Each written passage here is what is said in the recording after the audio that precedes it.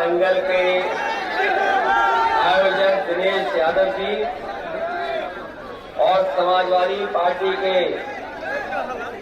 सांस्कृतिक प्रकोष्ठ के राष्ट्रीय अध्यक्ष काशीनाथ यादव जी, समाजवादी पार्टी के सांस्कृतिक प्रकोष्ठ प्रदेश अध्यक्ष धर्मेंद्र सोलंकी जी,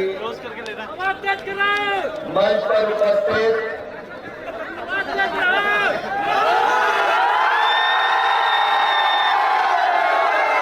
अभी जिनके दल का पायलट का उद्घाटन करके आया हूं, नेशनल इक्वल पार्टी के अध्यक्ष शशि प्रताप सिंह जी, मंच पर उपस्थित पूर्व मंत्री दयालाल यादव जी, पूर्व मंत्री सुरेंद्र पटेल जी, मंच पर उपस्थित समाजवादी पार्टी के हमारे बड़ी संख्या में नेता हैं, एमएलसी हैं, पूर्व एमएलसी हैं, विधायक हैं, पूर्व विधायक हैं, पूर्व सांसद रामकिशन यादव जी से लेकर के सभी हमारे समाजवादी साथी जिनका मैं नाम नहीं ले पा रहा हूं, प्रदेश के सभी पदाधिकारी, हमारी पार्टी के जिलाध्यक्ष डॉक्टर यादव जी, महिला सभा के प्रदेश अध्यक्ष विभू श्रीवास्तव जी से लेकर के सभी हमारे संगठन के और जिला संगठन के और सभी नेता कार्यकर्ता और इस कार्यक्रम में उपस्थित बड़ी संख्या में आ गए बुजुर्ग, माता बहने, नौजवान साथी, पत्रकार बंधु, मैं सबसे पहले इस बेरा दंगल के लिए दिनेश यादव जी और उनके सभी सहयोगी साथियों का बहुत धन्यवाद। इसके साथ साथ जो हमारे बिहार के ओमप्रकाश यादव जी और कई कलाकार जो बिरहा गायक हैं, जो लिखने वाले हैं, कवि, लेखक, मैं उनका भी स्वागत और बधाई देता हूं। ये बिरहा का कार्यक्रम बहुत दिनों के बाद मुझे आने का मौका मिल रहा है।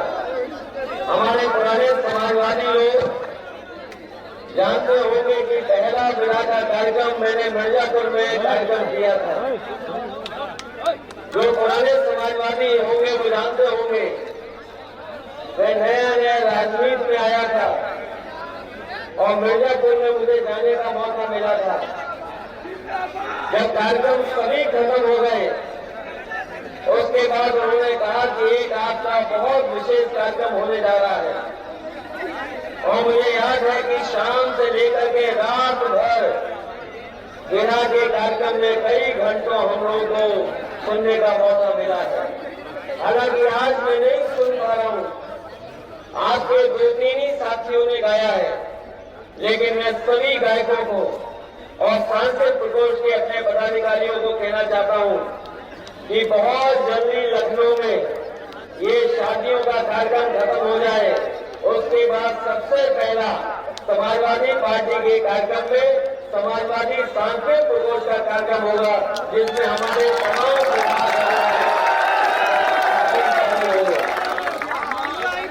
जहां मैं आज गायकों का खुशी होकर सुन पाया हूं।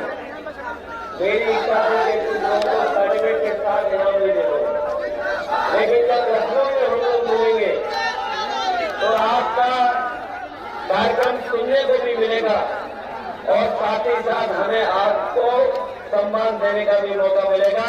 मैं आपको लखनऊ में बहुत जल्दी बुलाने का काम करूंगा। ये बिरहा और दंगल दोनों नाम एक साथ ऐसे लग रहे हैं, ये लगता है कि हमारे पूर्वजों ने ही नाम बनाए होंगे दोनों। ये बिरहा और दंगल ये हमारे आपके परिवार के ही दोनों कार्यक्रम हैं। मुझे खुशी है कि जहां बिरहा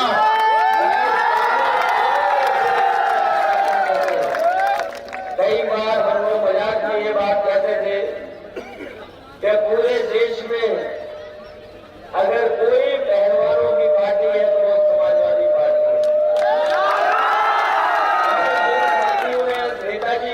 काम किया है वो जानते होंगे कि नेताजी भी पहलवान रहे और जब कभी भी उस सरकार में रहे या सरकार में नहीं रहे होंगे तब भी चाहे वो लोक संस्कृति को बढ़ावा देने के लिए और चाहे दंगल के कार्यक्रम को पहलवानों को सम्मान देने के लिए अगर देश में सबसे ज्यादा किसी ने पहलवानों का सम्मान किया तो वो नेताजी जो हमारे आपके इस पार्टी के संस्थापक हैं जिन्होंने हमें और आपको इस पार्टी को दिया है।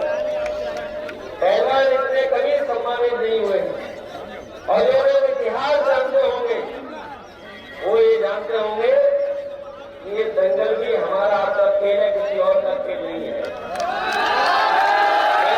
हमारा आपका ही है गाने का, किसी और का नहीं है। इस समाज में सदियों से चला रहा जाने कब शुरू हुआ है।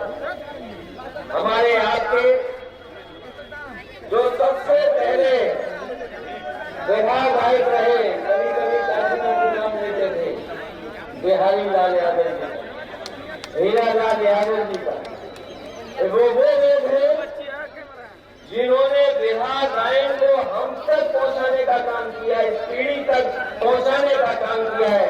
जब हम बिहार गायकों को आज मिलने का काम कर रहे हैं, वही हमें आने वाले समय में ऐसे लोग जिन्होंने बिहार गायन को नई ऊंचाई तक पहुंचाने का काम किया, हमें आने पर उनको भी सम्मान देने का काम करेंगे।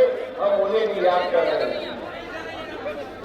जहां मैं अपने अभी राष्ट्रीय अध्यक्ष शशि प्रताप जी को सुन रहा था कि वो एक नेताजी की प्रतिमा लगाना चाहते हैं। अभी उनके जन्मदिन के दिन मैंने उनके स्मारक का शिलान्यास किया है और उसमें बहुत सारे आसपास के नेता भी रहे हैं। मैंने प्रदेश के नेताओं को जानबूझ करके और उनके सहयोगी साथियों को नहीं बुलाया था, क्योंकि मैं चाहता था कि शिलान्यास सभी कर दें। जब वो बनकर के तैयार हो जाएगा तो मैं केवल अपनी पार्टी के नेता नहीं बल्कि समाजवादी आंदोलन में जो लोग जुड़े हैं उनको और देश के बड़े नेता या तमाम बड़े लोग उनको भी बुला करके उस स्मारक पे कार्यक्रम करने का काम हम लोग करेंगे। इसलिए जहां हमारे साथी अभी प्रतिमा लगाना चाहते हैं, अभी इंतजार करिए। इंतजार इसलिए करिए क्योंकि जब नेताजी का स्मारक बन जाए उसके बाद आप लोग प्रतिमा लगाना शुरू करें। अभी ये काम हुए करने दो, ये काम हम कर रहे हैं और अगर हमें जरूरत पड़ेगी तो हम अपने साथियों से भी कहेंगे कि हमारा सहयोग करो, मदद करो, जिससे देश का सबसे अच्छा स्मारक नेताजी का बनकर के तैयार हो जाए।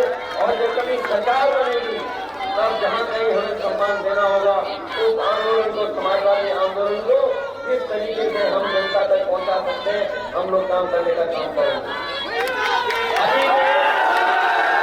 बनारस का चाहे खाना हो, बनारस की चाहे जरदोजी की साड़ियां हो या बनारसी साड़ियां हो, और चाहे खाने पीने का जो भोजन, चाहे वो मिठाई हो, चाहे हमारा बनारसी पान हो,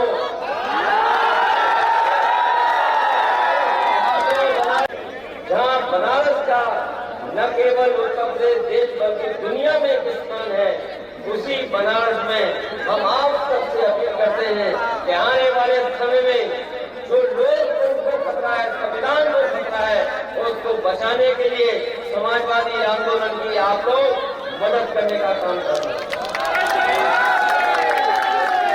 जहां बनारस से और हमारे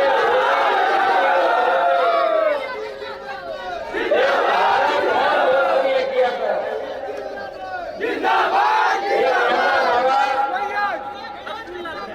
जो दूसरे लोग बहुत लगाते थे, कभी कभी वो नारा इतना सुनने को मिलता था, घर घर घुस करके नारा था। एक नारा था जो लगता था घर घर, और उसके बाद विरोधी लोग दूसरी बात कहते थे। लेकिन इधर अगर आप हालात देश के देखोगे, और जिस तरीके से सरकारें चल रही हैं, उनके काम करने का तरीका अगर हम लोग देखेंगे, हमारा किसान दुखी है, बल्कि हमारा नौजवान भी बहुत दुखी हो गया। जहाँ किसानों को एक सपना दिखाया गया था कि भारतीय जनता पार्टी की सरकार बनेगी तो हमारे किसानों की आय दोगुनी हो जाएगी। मैं इस कोने से लेकर के पूरे मैदान और आसपास और मंच में भी सभी हम किसान देख रहे हैं, या खेती बाड़ी से जुड़े लोगों को देख रहे हैं। बताओ हमारे किसान भाइयों, 10 साल दिल्ली की सरकार में अगर किसी भी किसान की आय दोगुनी हो गई हो तो बता दो। अगर किसान अपनी पैदावार लेकर के बाजार में क्या होगा, तो उसको जो कीमत मिलनी चाहिए वो नहीं मिली है। अपनी मेहनत खून पसीना बहा करके जो भी कुछ उसने पैदा किया होगा, ये जो सरकार है पिछले कई वर्षों से काम कर रही है, अभी हमारे किसानों की हालात को नहीं ठीक कर पाए हैं। किसानों की आय जहां किसान हमारा दुखी और संकट में चला गया, जहां हमारा किसान दुखी और संकट में चला गया, वहीं नौजवान भी हमारा बड़े पैमाने पर रोजगार हो गया। अभी हम लोग अग्निवीर नौजवान से मिले जो अग्निवीर भर्ती देख रहे हैं। हमें वो समय भी याद है जिस समय अग्निवीर की व्यवस्था लागू हुई थी। न केवल उत्तर प्रदेश में बल्कि देश में विरोध हुआ था। नौजवान अपने आप सड़कों में आ गए थे, चाहे वो इलाहाबाद रहा हो, बनारस रहा हो या कोई शहर रहा होगा।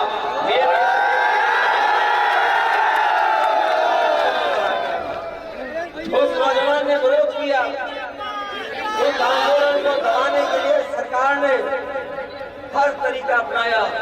और मुझे याद है उस समय जो जो नौजवान पहचाने गए थे, कई लोगों को थाने से पुलिस से डराने का काम किया था। कई नौजवानों को उन पर मुकदमे लगा दिए थे। मैं अपने अग्निवीर नौजवानों को भी कहना चाहता हूँ और अपने नौजवान साथियों से कहना चाहता हूँ कि जहाँ नौकरी का संकट है, रोजगार का संकट पैदा किया है, आने वाले समय में आप बीजेपी की सरकार को हटाओ, अग्निवीर जैसी व्यवस्था को भी हटाने का काम हम लोग करेंगे। अगर देश की रक्षा की जरूरत है, अगर देश की सीमाओं की रक्षा की जरूरत है, तो ये आधी अधूरी नौकरियां रक्षा नहीं कर सकती। ये आधी अधूरी नौकरी जो 4 साल की दी जा रही है, इससे हमारे देश की सीमाओं की रक्षा नहीं हो सकती है। अगर देश चाहता है कि उसकी सीमाएं सुरक्षित रहे, तो हमारे नौजवानों को भी फौज में भर्ती दे करके उनके भविष्य को भी सुरक्षित रखना पड़ेगा, तभी जाकर बेरोजगारी तो इतनी बड़ी है कि जो लोग नारा लगाते थे घर घर वाला, हम अपने नौजवानों से कहेंगे कि घर घर वाला जो नारा उनका था, वो नारा अधूरा अधूरा था, उससे नौजवान नहीं जुड़ रहे थे। जो नारा हम लोग समाजवादी लोग देने जा रहे हैं, वो आपका नारा है, क्योंकि आप खुद महसूस कर रहे हो गरीबी, बेरोजगारी, खुद महसूस कर रहा है हर गरीब परिवार। आज हर घर में रोजगार बैठा है, तो घर घर रोजगार और मांग रहा है रोजगार। जब तक ये नारा नहीं लगेगा कि घर घर रोजगार मांग रहा है रोजगार, तब तक सरकार के लोग वाले नहीं। ये लोग जो देश को सुरक्षित रखना चाहते हैं, अभी कुछ दिन पहले मैं तिब्बत के सांसदों के डेलीगेशन से मिला हूं। अभी कुछ दिन पहले लखनऊ में तिब्बत जो एक देश, उसके सांसद हम लोगों से मिले थे। उन्होंने अपनी बात रखी, कहा कि हमारे देश को चीन ने कब्जा कर लिया है, कोई हमारे देश में स्वतंत्रता नहीं है।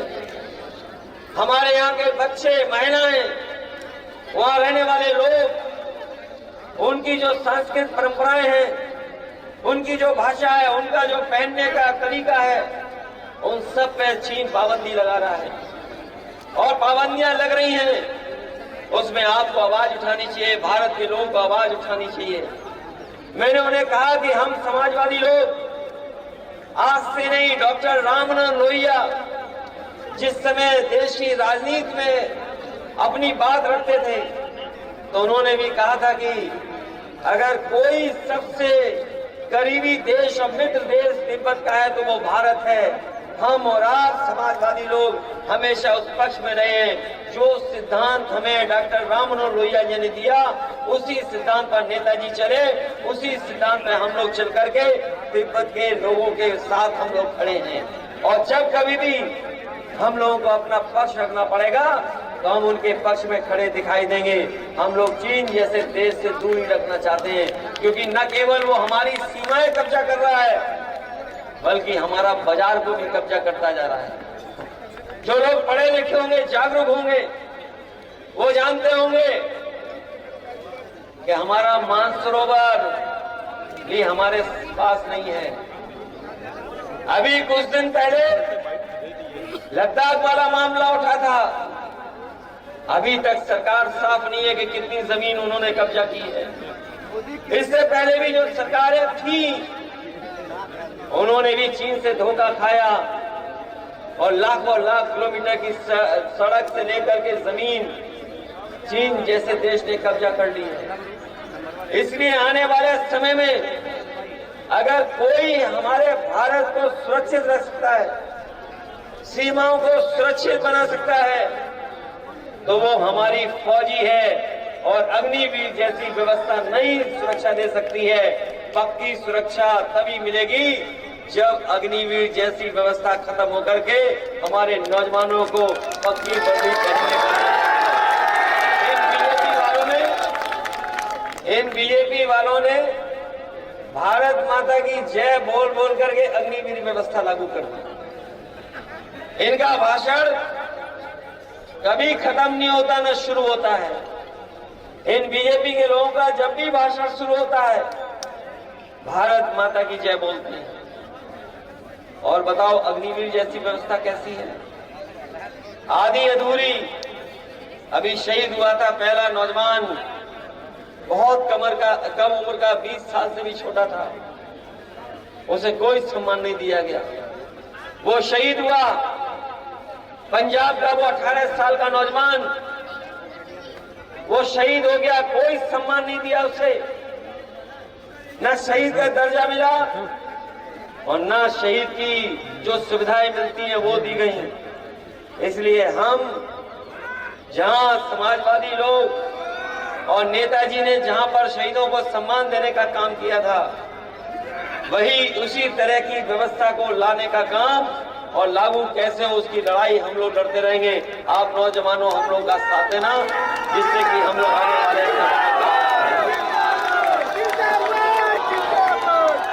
जहां हम लोग बिरहा गायकों को बधाई दे रहे हैं, वहीं हमने अभी सदन चलते हुए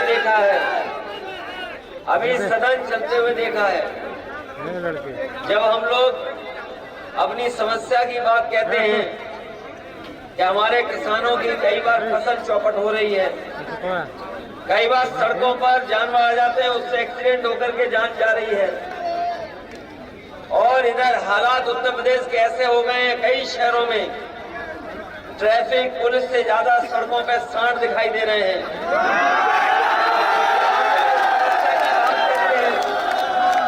तो हमारे सरकार के जो मुखिया हैं वो कहते हैं कि ये नंदी है, हमें कोई शिकायत नहीं है कि आप क्या कह रहे हैं, लेकिन अगर आप नंदी मान रहे हो उसको, तो कम से कम उसके रख रखाव के लिए, गौ सेवाओं के लिए, गौशाला की सेवाओं में के लिए आपके 100 करोड़ 200 करोड़ से कुछ नहीं होने वाला। हमारे प्रधान भी जानते होंगे और जो लोग गांव में गौशाला चला रहे होंगे वो भी जानते होंगे कि ना खाने को मिल रहा, ना दाना मिल रहा जानवर को। बस ऐसे ही हमारी सेवा चल रही है। इसलिए अगर सरकार अपने सबसे प्रिय जानवर को किसी धार्मिक रूप से जोड़ना चाहती है तो कम से कम 10,000 करोड़ रुपए ऐसी योजना में देने चाहिए। जब 10,000 करोड़ रुपए देंगे तभी जाकर के गौ सेवा हो पाएगी, तभी नंदी सेवा हो पाएगी। जब तक 10,000 करोड़ रुपए नहीं दिए जाएंगे तब तक गौ सेवा नहीं हो सकती है। बताओ किसान भाइयों, गांव में रहने वालों, क्या वाकई में सेवा हो रही है? और अब तो फिर आ गया आपके लिए फ्री राशन, फ्री राशन आ गया आपके लिए।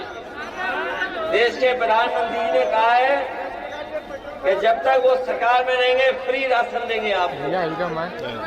आप लोगों को तो याद होगा जब चुनाव था अभी, तो आपको रिफाइंड तेल भी मिल रहा था, नमक भी मिल रहा था, चना भी मिल रहा था।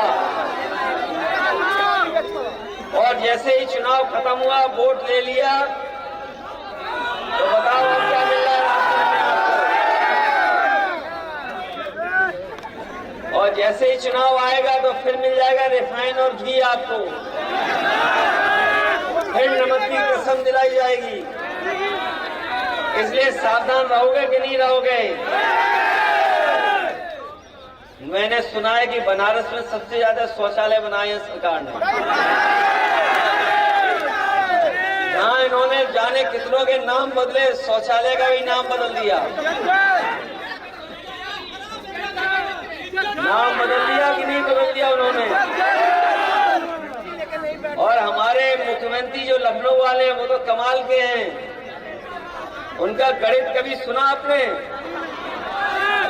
एक बार बोले कि 46 में 56 भर्ती हो गए।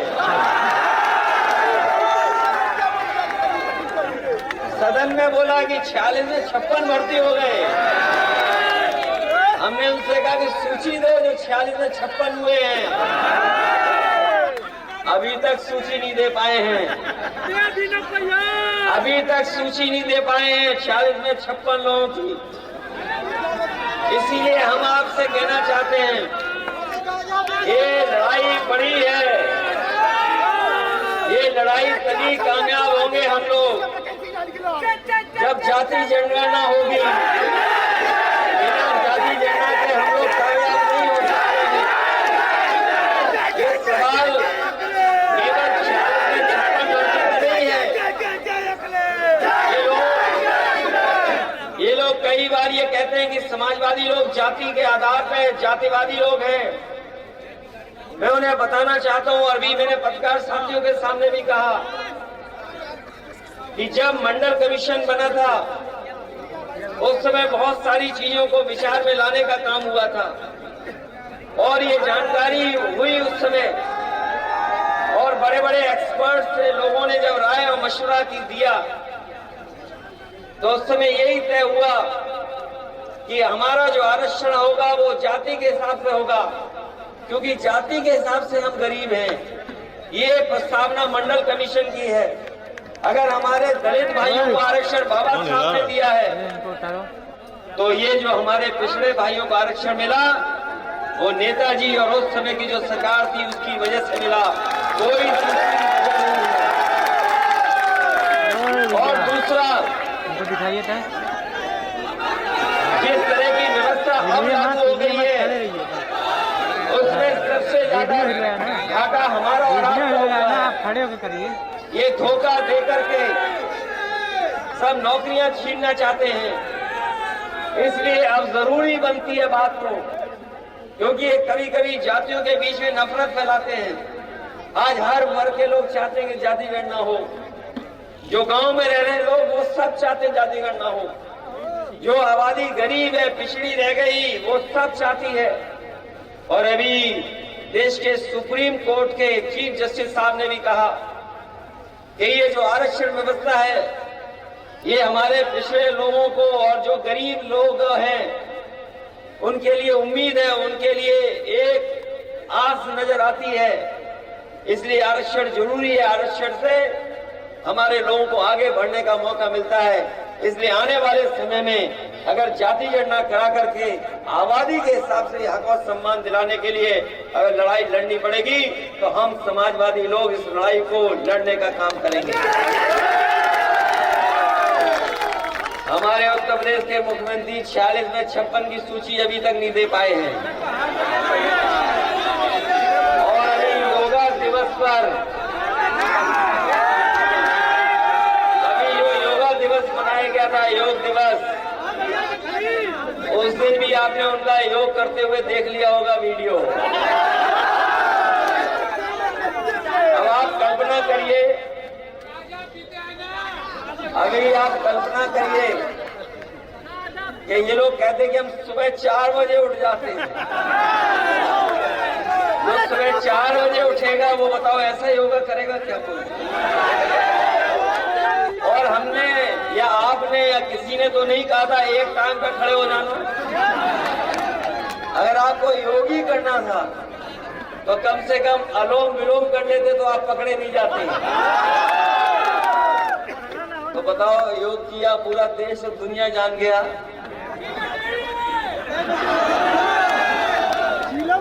इसलिए बहुत सावधान रहने की जरूरत है, और सावधान इसलिए भी रहना कि ये अंग्रेजी में बोल करके हमें आपको गुमराह करते हैं।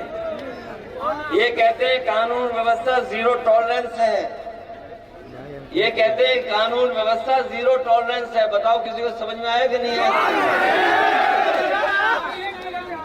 हमारे मुख्यमंत्री जी कहते हैं जीरो टॉलरेंस है। ये zero tolerance law and order के लिए नहीं है, ये जीरो टॉलरेंस है बीजेपी के नेताओं के लिए। या बीजेपी के नेता कुछ भी कर सकते हैं, और एक दो घटनाएं नहीं हैं, एक दो घटनाएं नहीं हैं। उत्तर प्रदेश में न जाने कितनी घटनाएं हैं, और बनारस में न जाने कितनी घटनाएं हैं जहां पुलिस पर उंगली उठती है। एक दो घटनाएं नहीं है, न जाने कितनी घटनाएं हैं। और सबसे ज्यादा गरीब दुखी है, क्योंकि सबसे ज्यादा अपमानित कोई महसूस कर रहा है तो हमारा किसान और गरीब, और सबसे ज्यादा झूठे मुकदमे अगर कहीं लग रहे हैं तो हमारे गांव में रहने वाले लोगों को लग रहे हैं। ये जो 100 नंबर व्यवस्था दी थी, ये 100 नंबर व्यवस्था इसलिए दी थी कि आपकी मदद हो, गरीब की मदद हो, किसान की मदद हो, गांव में रहने वाले लोगों की मदद हो, आपको थाने भागने न जाना पड़े, इसलिए 100 नंबर की व्यवस्था दी थी। और 100 व्यवस्था में आप फोन करते थे, पुलिस आपकी मदद करती थी। लेकिन बीजेपी वालों ने 100 नंबर को 112 कर दिया, 100 को 112 कर दिया। और जैसे ही 100 से 112 किया, वैसे ही पुलिस को लगा कि उनका भी रेट बढ़ गया। बताओ ये है कि नहीं है? और अभी तक तो हम लोग फिल्मों में या अखबारों में पढ़ते ये थे कि पुलिस ने चोर को पकड़ा, पुलिस चोर को पकड़ रही है। लेकिन अभी कुछ दिन पहले कानपुर में पुलिस ने चांदी चोर पुलिस को पकड़ा। बताओ, पुलिस का काम है ये क्या चांदी चोरी का? अभी कुछ दिन पहले अखबार उठा करके देख लेना, गोरखपुर में कई किलो गांजा लेकर के पुलिस का अधिकारी पकड़ा गया। सवाल ये नहीं है कि पुलिस पकड़ी गई उसे गांजा ले जाते हुए, सवाल ये है कि वो गांजा जा कहां रहा था।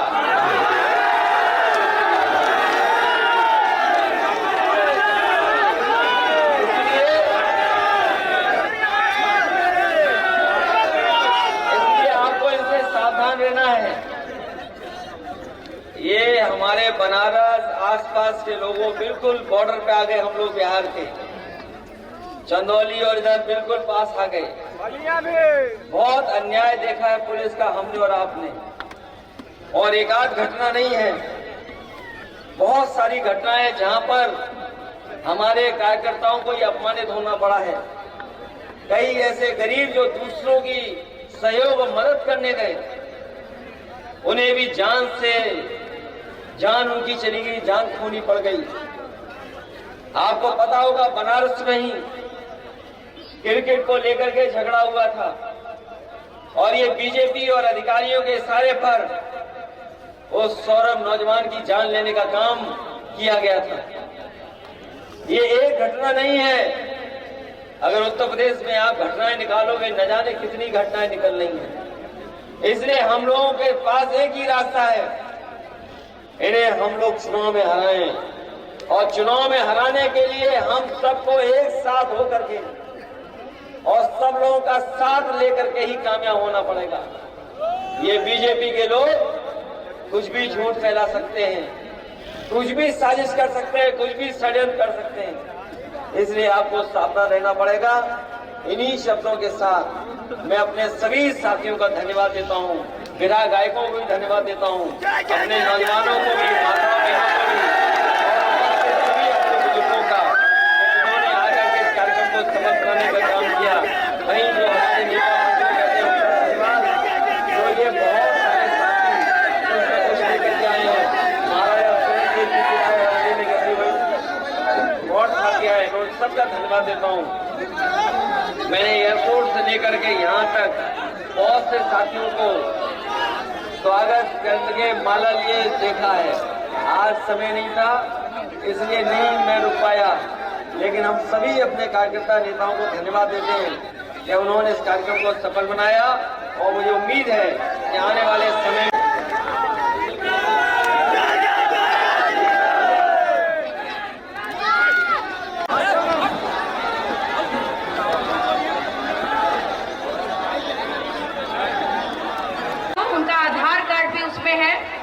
शिवलाल यादव जी हैं, जिनका पर्स कहीं गिर गया है, उनका आधार कार्ड भी उसमें है। जिसके पास भी हो उनको यहाँ मंच के पास लाने की कृपा करें।